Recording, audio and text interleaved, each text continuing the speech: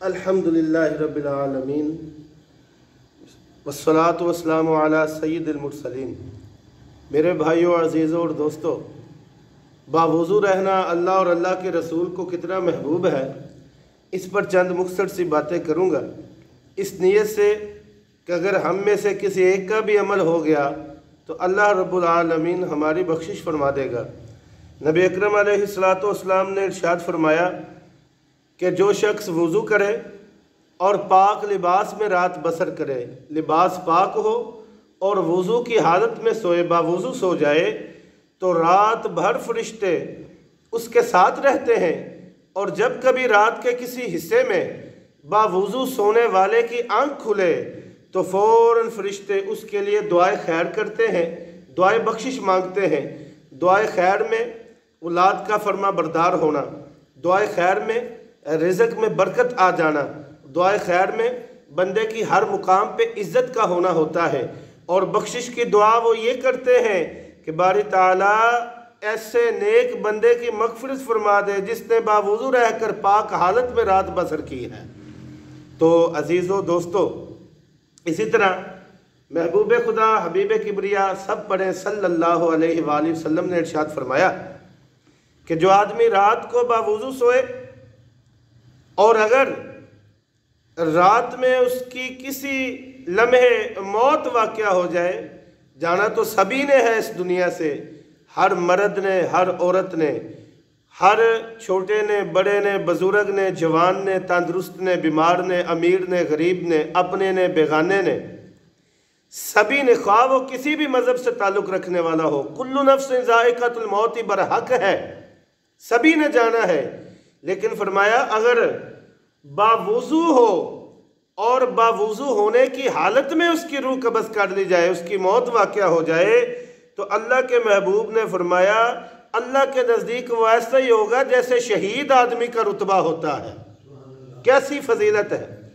इसी तरह आक़ा दो जहां अलैहिस्सलातु वस्सलाम ने इरशाद फरमाया कि बावुज़ू सोने वाला ऐसा दर्जा पाता है जैसा तहज्जुद पढ़ने वाला दर्जा पाता है। सुबहान अल्लाह, कैसी बड़ी फजीलत है कि बावुज़ू सोने से फरिश्तों का साथ में असर, बावुज़ू सोने से शहादत का दर्जा लिखा जाएगा, बावुज़ू सोने से फरिश्तों की दुआए बख्शिश और दुआए खैर हासिल, बावुज़ू सोने से तहज्जुद पढ़ने वाले का सवाब और दर्जा उस बंदे को हासिल। मज़ीद आप सब हज़रत हज़रत बिलाल हबशी रज़ी अल्लाह ताला अन्हु के मुतल्लिक़ एक वाक़या अक्सर सुनते हैं कि रसूलुल्लाह ने मिराज की रात जन्नत में उनके कदमों की आवाज़ सुनी। ये तो सभी सुनते हैं।